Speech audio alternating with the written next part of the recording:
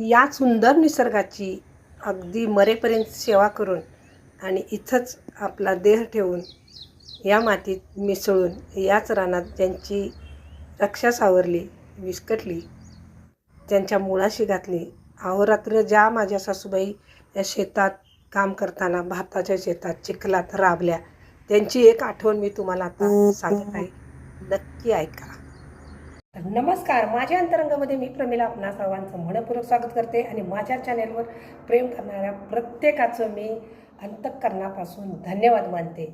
तर चला, मी काल परवाचा व्हिडिओ जो टाकलेला होता, काल नाही परवा टाकलेला, तो व्हिडिओ तुम्हाला सगळ्यांना इतका आवडला आणि त्याच्यावरती खूप छान छान कमेंट तुम्ही केल्या, त्याबद्दल मनापासून धन्यवाद. तर कसं असतं, ग्रामीण भागातले व्हिडिओ असतात, अनेक अशा घटना असतात, अनेक गोष्टी अशा घडलेल्या असतात ज्या आपल्या आयुष्यावर फार प्रभाव टाकून जातात किंवा आपलं आयुष्य त्या समृद्ध करतात किंवा आपल्याला काही अनुभूती देतात. आता आम्ही राहतो ग्रामीण भागात. ग्रामीण भागात राहिल्यामुळं काय होतं, भरपूर गोष्टी ज्या अशा असतात की त्या सांगण्यासारख्या पुष्कळ असतात आणि जीवनाशी निगडीत असतात. तर चला, आज पण मी तुम्हाला असं काही सांगणार आहे जे आमच्या घरात घडलेलं आहे. जे काही तुम्हाला ऐकायला मिळेल ते फक्त माझ्या आयुष्याशी रिलेटेड असेल. जशा जशा मला घटना आठवतील तशा मी निश्चितपणे आपल्याला सांगत जाईल. निश्चितपणे तुम्हाला त्या आवडतील. तर असो, तुम्हाला सगळ्यांना माहीतच आहे, तर मी तर शिक्षिका या नात्याने तुम्हाला आज जे काय सांगणार ते त्याच्याशी रिलेटेड असेल. त्यामुळे समजून जा की काही घटना या सुट्टी दिवशीच्या असतील. तर चला, कसं झालं, आमच्या सासूबाई साध्या नऊवारी साडी नेसणाऱ्या, एवढा मोठा टिळा लावणाऱ्या, शेतात काम करायचं, बांगलायला जायचं, काटकं गोळा करायला जायची, शेण लावायला जायचं, ढोरांच्या वागणं जायचं, असं त्यांचं काम. तर माझं लग्न झाल्यावर काय आमची जनावरं फारशी नव्हती, म्हणजे माझ्यासोबतच त्या यायच्या. मला नोकरी पण लागली लगेच, असा विषय झाला. तर शनिवार होता, मग शनिवारचं आम्ही इकडे यायचं गावाकडं. रविवारी संध्याकाळी जेवण खाऊन संध्याकाळी जायचं उशिरानं जेवल्यानंतर. मग कधी कधी काय व्हायचं, सोमवारी जर आमच्या शेतात माणसं भांगरायला असली तर आम्ही काय करायचं, आमची मुलं घेऊन आम्ही दोघंजण निघून जायचं. MIT गाडी होती आमच्याकडे. तर शनिवारी आम्ही सासूबाईंच्या सोबत, आता मी राहते इथं जवळच, आम्ही आलेलो त्यावेळी इथं आमचं घर बांधलेलं नव्हतं. तर आम्ही दोघे आलो.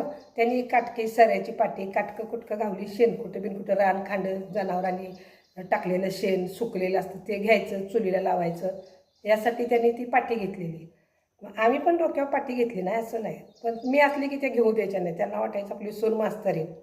तर असं मग तिथली आम्ही साफसफाई केली. संध्याकाळी घरी आलो शेतातलं काम करून.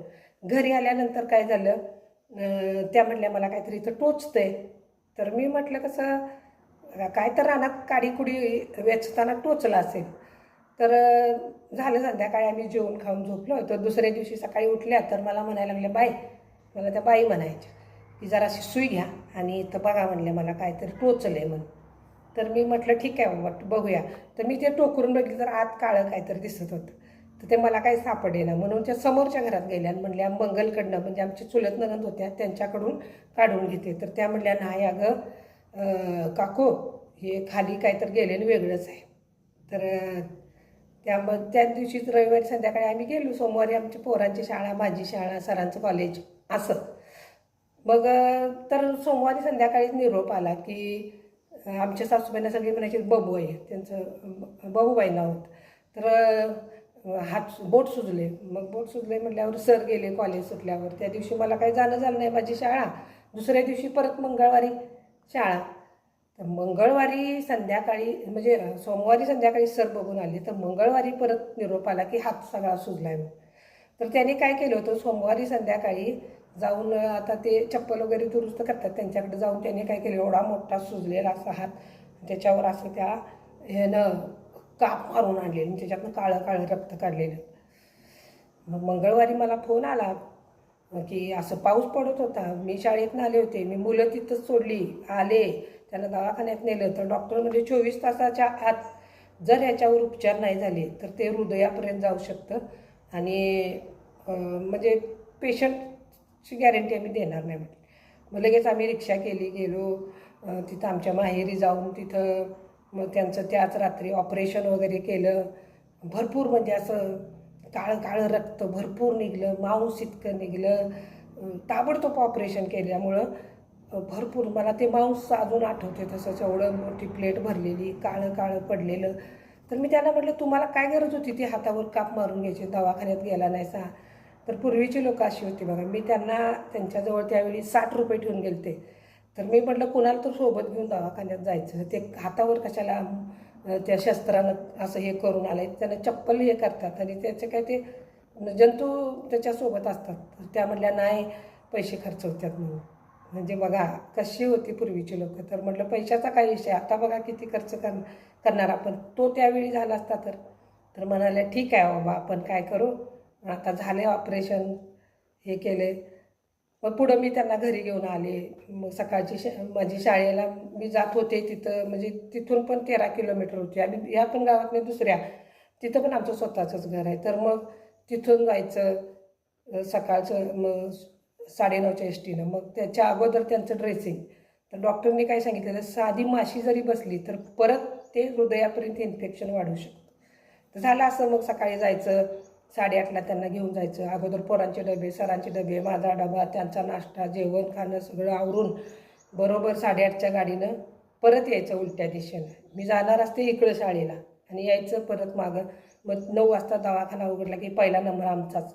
पटापटा ड्रेसिंग करायचं. 9च्या गाडीनं सगळी आम्ही एकत्रित यायचं. मग ते तिथं उतरायचे जिथं आम्ही राहत होतो तिथं, आणि मी पुढं शाळेला जायचे. असे 2 ते 2.5 महिने काढले. त्यानंतर ती जखम बरी झाली. आता हे सगळं सांगण्यामागचा मी तुम्हाला उद्देश पण सांगते. त्याचं कारण असं होतं की शेतात काम करताना त्यांच्या हातात काय घोचलं होतं हे डॉक्टरने आम्हाला दुसऱ्यांदा विजिटला गेल्यावर सांगितलं. त्यांनी काय केलं होतं, तो काटा जे हे होतं ते ऑपरेशन करून त्यांनी काढलं होतं आणि ते कुणाला तर दाखवलेलं. तर शेतात काम करताना त्यांच्या हाताला, त्या बोटाला जे घुसलं होतं ते नाग, फुरसे, घोणस यापैकी शेतात कुठला ना कुठला विषारी साप मरून पडलेला आणि त्याच्यावरती ट्रॅक्टरनं किंवा बैलाने नांगर फिरवलेला आणि ते बारीक बारीक तुकडे झाले आणि तो त्या हाडाचा एकदम बारीकसा तुकडा आत घुसलेला. मग तो नागाचा असेल किंवा घोणस असेल किंवा मण्यार असेल, जे काही आलं असेल त्यावेळी. आता मला पण माहीत नाही तिथं सगळे कुठल्या प्रकारचे साप वगैरे, ती गोष्ट आपल्याला काय माहिती नाही, त्याविषयी आपण न बोललेलं बरं. कदाचित नाग असेल, कारण आमच्या भागात नाग भरपूर आहेत. मग तो घुसलेला आणि त्याचं विष इतकं वेगानं पसरलेलं की म्हणजे आता मी जे सांगते, पण त्यानंतर जे भोगलं आम्ही 2-2.5 महिने, आणि माशी बसून द्यायची नाही, ते सारखं झाकून घ्यायचं, एका हातानं खायचं. मग सकाळी जाईपर्यंत मी आंघोळ घालायची डेटॉलचं पाणी टाकून. सकाळी मला तर 4:30ला उठायला लागायचं. बम पेटवायचा. त्यावेळी काय आमच्याकडे हिटर नव्हतं, काय नव्हतं, आणि मुलं लहान असल्यामुळं कोण हिटर वापरते कशाला. तर मग ते बम पेटवायचा, मग त्यांना आंघोळ घालायची, पोरांच्या आंघोळा आमच्या सगळ्यांच्या. मग आम्ही जायचं. करेक्ट 8:30ची गाडी चुकवायची नाही, 8:15ला स्टँडवर जायचं आणि 9:30ची मला गाडी असायची शाळेला जायला. आणि लांबचं अंतर होतं, पावसाचे दिवस होते, त्यामुळं मी पण अशी गडबडीत. तर ते असे दिवस काढले. आणि मग म्हणजे ही घटना इतकी अशी ही झाली, सगळीजण घाबरलीत. शेतात काम करताना अशा प्रकारचं पण काय असू शकतं याचा नवीनच शोध लागला. डॉक्टरनीच दुसऱ्या विजिटला गेल्यानंतर हे सांगितलं.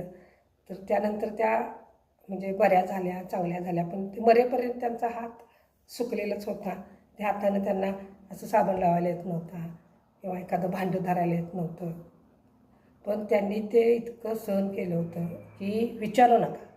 सहन करण्याची पण कपॅसिटी असते. तर त्यांची ती सहनशीलता आणि त्या सगळ्या गोष्टी बघितल्या तर ते हात बघून आमची पोरं रडत होती. माझी दोन्ही पण पोरं, म्हणजे त्यांचं ना आजी आजोबांच्यावर खूप प्रेम. जेव्हा ती दोघं पण गेली तेव्हा 2-2 महिने ती पोरं अशी रडायची तोंडावर पांघरून घेऊन. तर जेव्हा ते हात बघितला तेव्हा माझं पोरगं म्हणजे इतकं रडलं. आणि म्हणजे मला आठवतं आहे की कधी त्यांनी आजी म्हणून तिला कधीच त्रास दिला नाही. किंवा काही मुलं असतात, आजीचा पदर घ्यायचा, पिळायचा, ओढायचा, मला हे दे ते दे, कधीच नाही केलं. आमच्यापेक्षा जास्त त्यांनी आजी आजोबांच्यावर प्रेम केलं. अजून पण त्यांचा विषय काढला तर त्या मुलांना रडू येतं. म्हणजे पुढं त्या आजारी पडल्या, अंथरुणावर खेळल्या, 2-2.5 वर्ष त्या अंथरुणावर होत्या, सगळं जागेवर करत होत्या. पण मी पण नोकरी करून त्यांच्यासाठी म्हणजे त्यांची सेवा करत होते. पण त्यासोबत माझ्या मुलगीनं त्यांना नंतर शेवटी त्या म्हटल्या मला गावाकडे न्या. मग सगळा बोजा बिस्तारा उचलून आम्ही गावाकडे आलो. पण त्यावेळी त्यांची डोकं कट करणे म्हणजे डोक्याचे केस काढले होते, कारण मग त्या घाणीनं दुसरं इन्फेक्शन व्हायला नको म्हणून. तर नखं काढायची, आंघोळा घालू लागायच्या. त्यांना गाऊन परत आणला मुलग्यानं. त्यांनी केलेले गोधड्या माझ्या मुलगीनं ओढ्याला नेऊन धुतल्या. असं सगळं झालं. पण तो हात बघून ते माझं पोरगं जे असं म्हणजे जेवलं ना, आई जेवलीस का, आई काय खाल्लंस का, आई तुझा हात दुखतोय का, आई तुला औषध लाव का, असे म्हणायचे. मग त्यामध्ये नगरो बाळा माझ्या सोन्या, तोंडावून हात फिरवाय, असं करायच्या. आणि मग ते पोरगं माझं अजून पण आठवलं का नाही, ते त्यांना वाटतं मला कोण नाही, मला सगळ्यात जास्त आमच्यावर प्रेम कुणी केलं, आमच्या आई आणि अण्णाने. त्या खरोखर चांगल्या होत्या. मरेपर्यंत कधी मला त्यांनी आहो जाऊ बोलवलं नाही. बाई या, बाई जेवा, बाई शाळेत निघालासा का, बाई हातपाय धुवायला गरम पाणी ठेवू का, असं. तर म्हणजे ही आठवण मी का सांगितली, मागची आठवण तुम्हाला खूप आवडली. मग जे काय सांगायचं ना, वास्तव सांगायचं, कल्पनातीत काही सांगायचं नाही. हा माझा मुद्दा असतो, जे अंतःकरणापासून येतं.